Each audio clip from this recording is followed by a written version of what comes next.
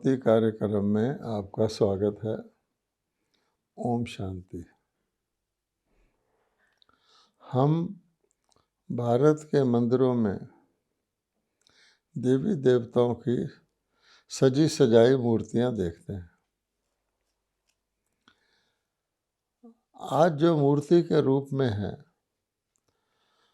वो जब चैतन्य थे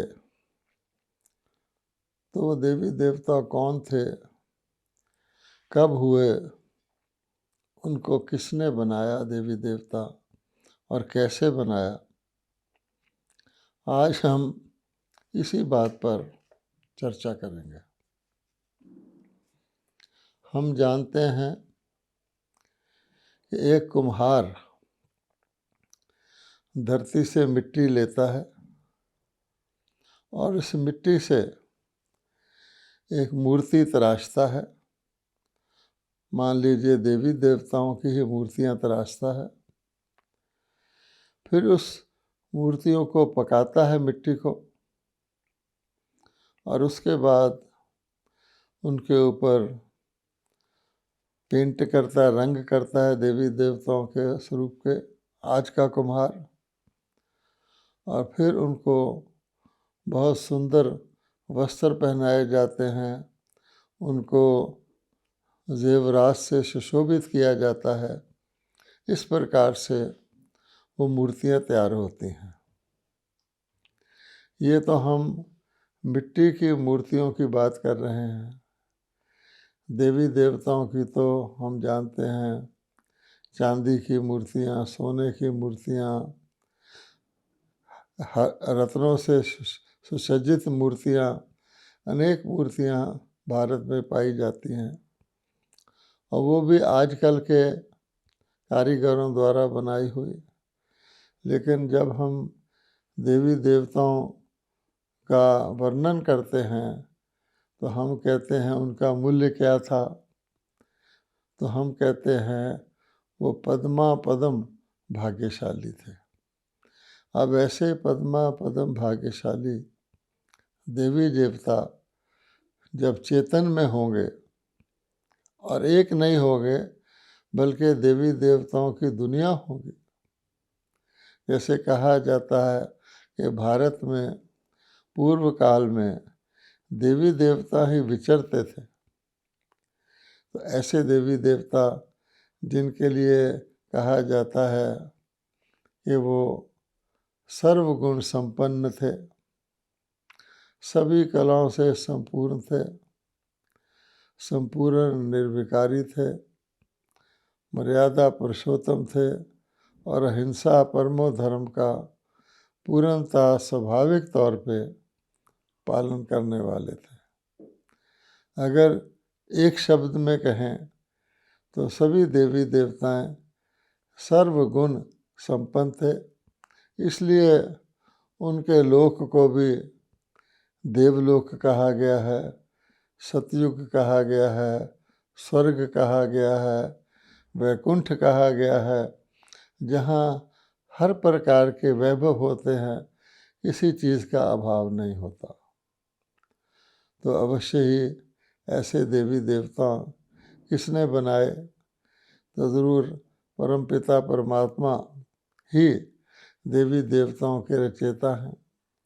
देवी देवता तो देवी देवताओं को नहीं रचते होंगे, तो परमपिता परमात्मा जब देखते हैं कि इस दुनिया में जैसे कुम्हार मिट्टी लेता है कि सभी के सभी मनुष्य जो है वो शरीर रूपी मिट्टी को ही अपना आप मानने लग गए हैं और उनको अपनी चैतन्य आत्मा का बोध ही नहीं रहा है और इस कारण से वो यथार्थ कर्म करते हैं, दुखी होते हैं, अशांत होते हैं और फिर शांति के लिए इस लोक में भटकते हैं।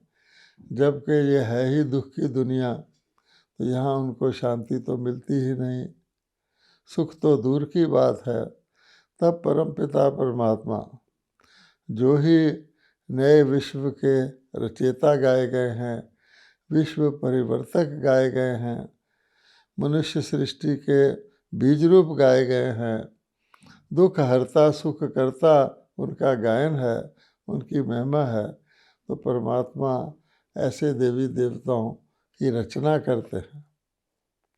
अब उसके लिए हम सब जानते हैं कि परम पिता परमात्मा जो परम धाम और परलोक निवासी है, उनको अपने लिए कुछ भी, किसी प्रकार की कुछ भी नहीं चाहिए।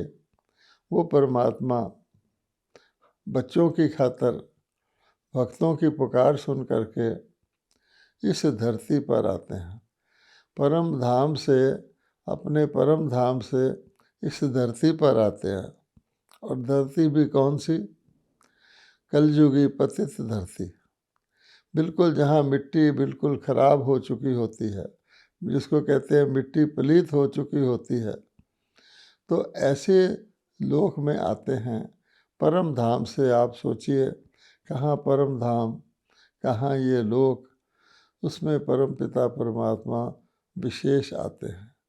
क्यों कि पतित आत्माएं तो परम धाम में जा नहीं सकती, और आते भी एक बार नहीं हैं, बार बार आते हैं, अनेक बार आते हैं, आते ही रहते हैं जब तक संपन्न देवी देवता ना बन जाए।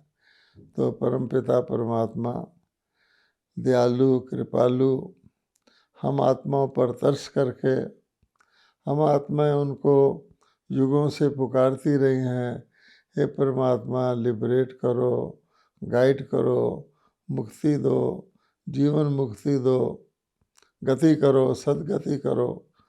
तो वो परमात्मा आते हैं धरती पर, इसलिए आते हैं। अब हम जानते हैं कि परमात्मा कहते हैं कि बच्चों को, मेरे आत्मा रूपी बच्चों को अपने आप ही अपने आप को सुधारना है, क्योंकि जो करेगा सो पाएगा। परमात्मा उनको गाइड करते हैं, लेकिन सुधरना तो हमें ही है, क्योंकि हमें ही अपने कर्मों का फल मिलना है, अर्थात जो देवता बनना है। इसलिए परमात्मा कहते हैं कि मैं हर एक बच्चे का, हर एक उस आत्मा का जो मेरी आध्यात्मिक संतान बनते हैं, अडॉप्टेड स्पिरिचुअल चाइल्ड बनते हैं ब्रह्मा जी के द्वारा, उनका हर समय सहयोगी हूँ। तो हर बच्चे के हर समय सहयोगी कौन है? स्वयं परम पिता परमात्मा है। और साथ ही परमात्मा तो निराकार है, तो प्रजापिता ब्रह्मा जिन्होंने साकार रूप धारण किया, लेकिन साकार रूप से उन्होंने अव्यक्त रूप धारण कर लिया। इसलिए साकार रूप में फिर भी शरीर की लिमिटेशंस होती हैं, शरीर के लिए कुछ करना पड़ता है, लेकिन शरीर को त्याग कर सूक्ष्म अव्यक्त रूप धारण कर लिया। इसलिए वो भी इसलिए कि बच्चों के, आत्माओं के अधिक से अधिक सहयोगी बन सकें। तो जब परमात्मा और ब्रह्मा, अव्यक्त ब्रह्मा बाबा, जिनको हम बाप और दादा कहते हैं, वो कहते हैं हम दोनों ही हर बच्चे के सदा के लिए सहयोगी हैं। हमारी ऑफ़र है कि हर बच्चा, कोई भी बच्चा किसी भी समय चाहे हमारे से सहयोग ले सकता है। परमात्मा सर्वशक्तिवान है, ब्रह्मा बाबा अनुभवी है। तो बाबा कहते हैं कि सहयोग ना लेकर अकेले क्यों पड़ जाते हो। कोई बच्चा माता पिता से हाथ छुड़ाएगा तो क्या होगा? भटकेगा ही, और फिर उनको याद करेगा जब किसी मुसीबत में, किसी व्याधि में, किसी विघ्न में फंसेगा। इसलिए बाप दादा बड़े प्यार से कहते हैं कि जब बाप दादा की दोनों की ऑफ़र है कि कोई भी बच्चा किसी भी समय कोई भी सहयोग चाहे उसको अवश्य मिलेगा, तो बाबा कहते हैं अकेले क्यों पड़ जाते हो। अकेले पढ़ने से मेहनत करनी पड़ती है। तो भगवान कहते हैं कि ये रास्ता मेहनत का नहीं है, मोहब्बत का है। परमात्म प्यार जो कि जब परमात्मा अवतरित होते हैं उसी समय आत्माओं को मिलता है। सतयुग में भी देवी देवताओं का प्यार मिलेगा, उसके बाद भी अन्य मनुष्य आत्माओं का प्यार मिलेगा, महात्माओं का मिलेगा, लेकिन परमात्म प्यार जो निस्वार्थ प्योर और सर्वशक्तियों और गुणों से भरा हुआ है वो इस समय मिलता है। तो परमात्मा कहते हैं उससे वंचित होकर मेहनत करते हैं तो बाबा को, ब्रह्मा बाबा को और शिव बाबा को तरस आता है। वो देख नहीं सकते कि मेरे बच्चे, मेरे अडॉप्टेड बच्चे इस प्रकार की मेहनत करें, मेरे से अलग हो जाए। क्योंकि जो मार्ग बाबा ने बताया हुआ है उसका नाम ही है सहज राजयोग। मुश्किल राजयोग नहीं है। तो मुश्किल को सहज को मुश्किल बना करके बाबा कहते हैं क्यों चलते हो। इसलिए हमें हर समय ध्यान रखना चाहिए कि हम अकेले पुरुषार्थ ना करें।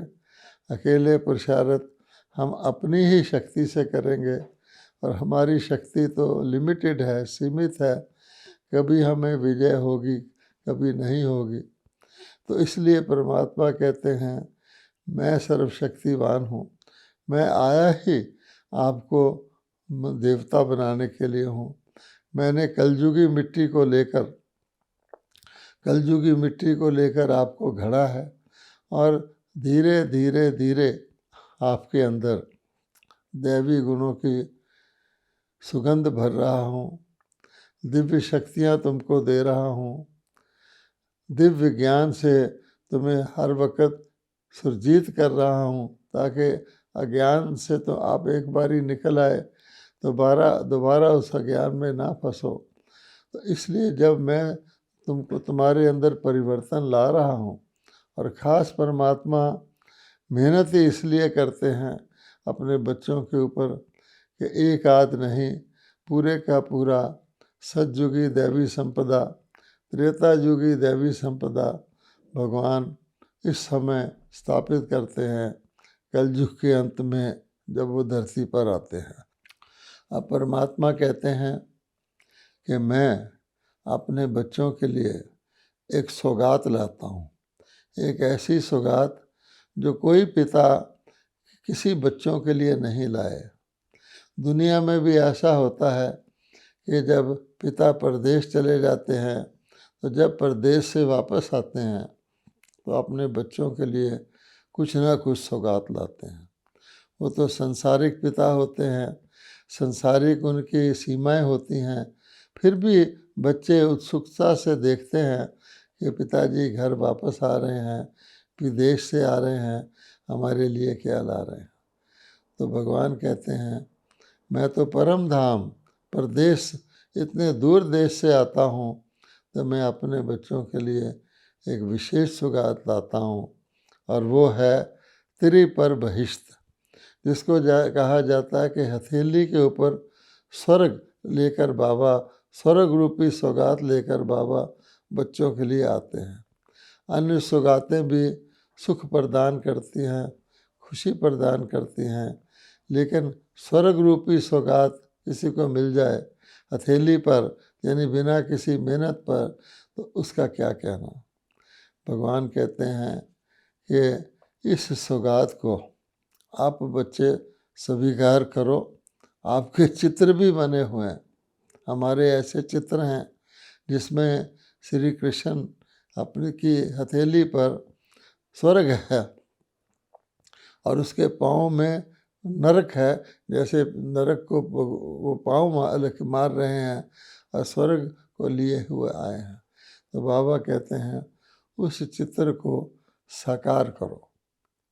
फिर बाबा कहते हैं कि तुम्हें अपने तकदीर की तस्वीर स्वयं ही बनानी है, अपना चित्र स्वयं ही तैयार करना है।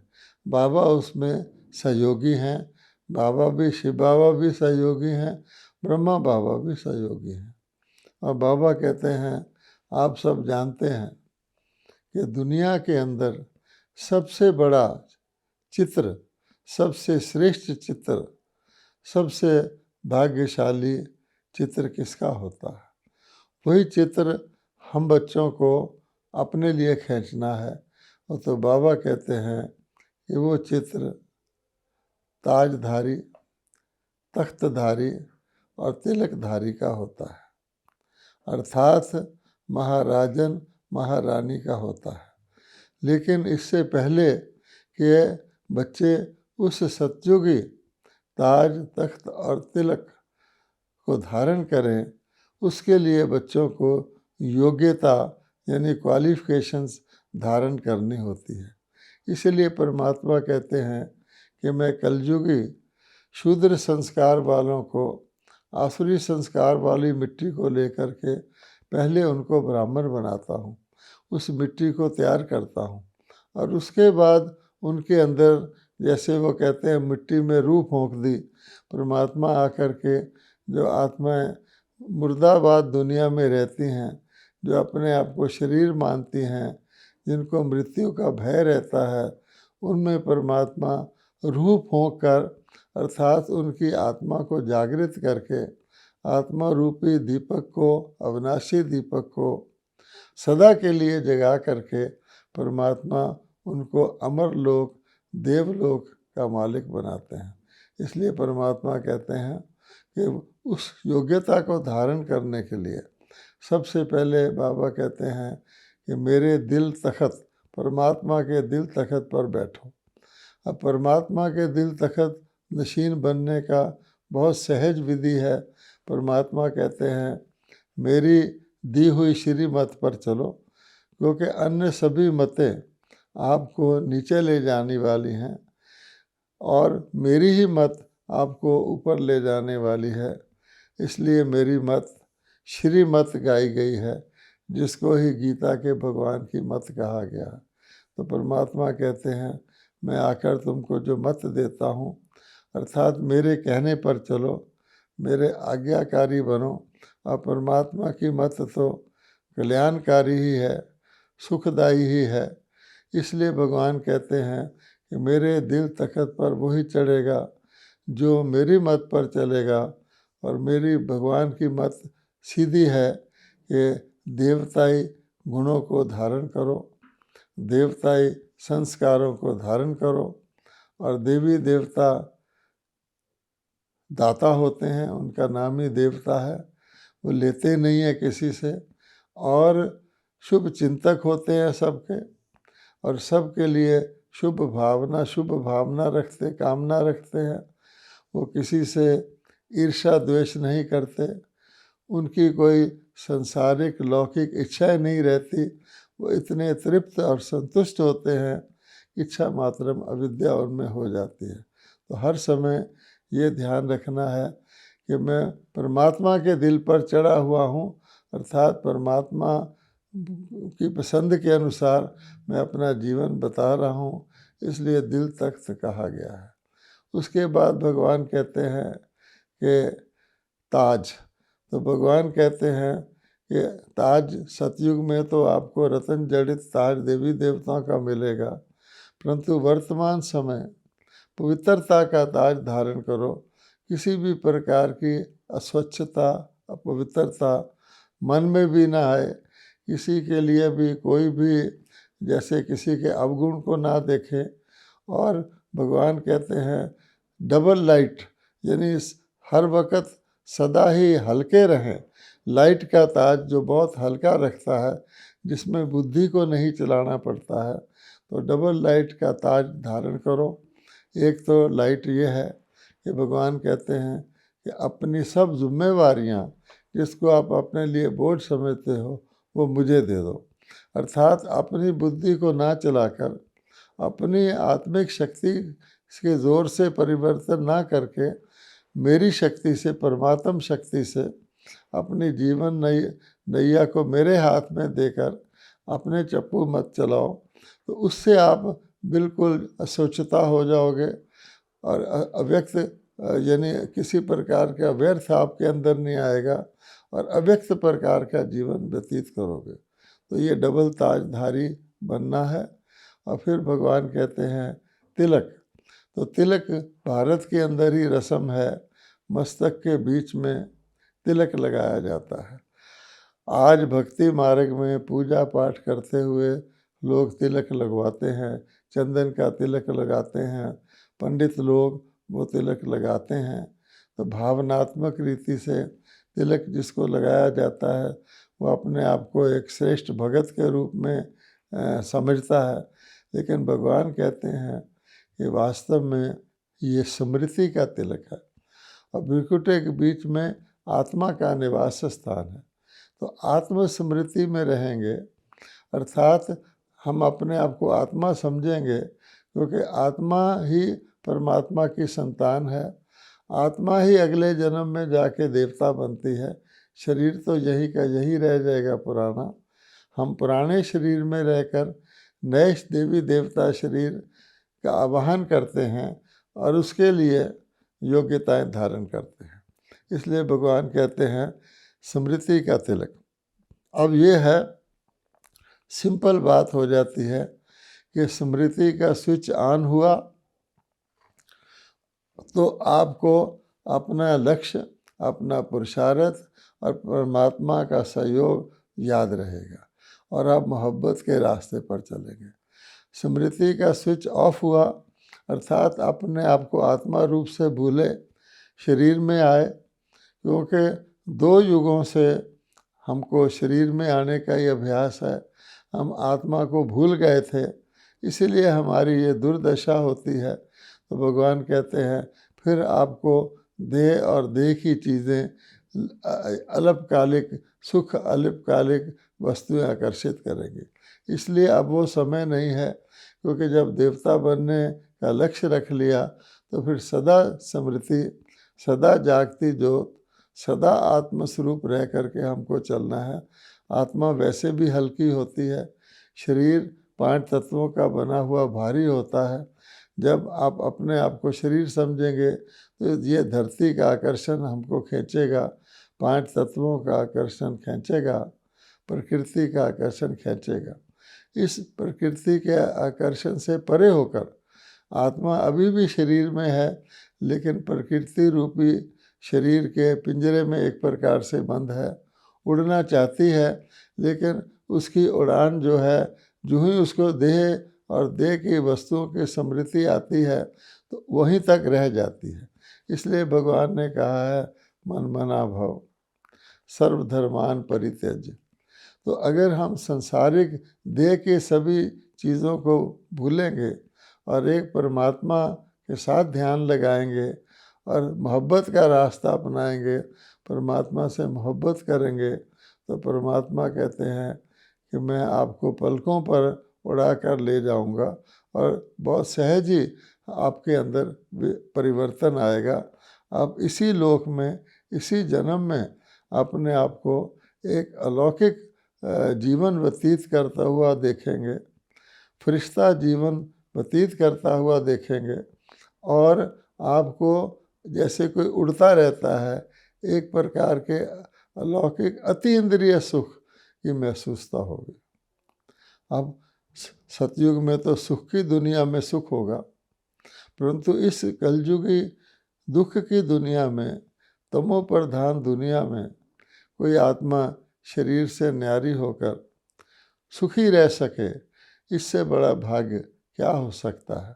और परमात्मा का उसको सदा सहयोग रहे। तो इसलिए हमें इस लक्ष्य को सामने रखना है कि हमें अनेक पिछले जन्मों के देह अभिमान के कारण किए हुए विकर्म, पाप कर्म जिसको कहते हैं, उनको भस्म करना है। और उससे भी हम हल्के होंगे, क्योंकि वो भी अपनी तरफ खींचते हैं। और साथ साथ हमें दैवी गुणों को धारण करना है और अन्य आत्माओं को, जिनको ईश्वरीय मार्ग का पता नहीं है, भगवान के अवतरण का पता नहीं है, उनको भी ये संदेश देना है कि सतयुग सामने दिख रहा है, विनाश सामने खड़ा है, विनाश की तैयारियां भी अब प्रत्यक्ष सबको दिख रही हैं। धर्म ग्लानि के सब चिन्ह भी दिख रहे हैं। इस कलयुगी दुनिया में अब कोई सत्य और सार नहीं रहा है। इसको असार संसार कहा गया है। यहाँ काया और कला दोनों माया ने चट कर ली हैं। तो ऐसी दुनिया से वैराग्य करके और अपने सामने आने वाले जो भगवान ने कहा है देवी देवताओं की दुनिया, जिसमें परमात्मा कहते हैं आत्माएं शुद्ध होती हैं तो प्रकृति के सारे तत्व भी आप ही पावन हो जाते हैं। हर प्रकार की स्वच्छता हो जाती है, श्रेष्ठता हो जाती है, किसी प्रकार की अस्वच्छता का नाम नहीं रहता। दूसरे शब्दों में हम कहें सच्ची दिवाली हो जाती है। सब आत्माएं जागृत हो जाती हैं। तो सभी आत्माओं का जागृत होना ही सच्ची दिवाली है, जो 2 युगों के लिए चलती है। तो ऐसा स्वर्णिम युग आ रहा है और उससे पहले हम कहेंगे ये हीरक युग है। तो भगवान कहते हैं हीरे जैसा जन्म कौड़ी के बदले में क्यों गंवाएं। अर्थात आजकल की दुनिया के अल्पकालिक तमोगुनी वैभवों में जिसके पीछे दुख और बंधन अवश्यम आता है, उसमें ना फंस करके आत्मा अपने आप को लिबरेटेड अर्थात स्वतंत्र महसूस करे और आत्मा इस शरीर की इंद्रियों को चलाए। आत्मा मन बुद्धि को चलाए, ना कि शरीर की इंद्रियां आत्मा को नचाएं और मन बुद्धि को भी नचाएं। तो ये बाबा का संदेश है कि मुझ परमात्मा को और साथ साथ ब्रह्मा बाबा को दोनों जो इस समय सहयोग की ऑफ़र कर रहे हैं बच्चों को, उस सहयोग को लेकर सहज ही हम सारे बंधनों से मुक्त होकर अपने लक्ष्य को सहज ही प्राप्त कर सकते हैं। ओम शांति।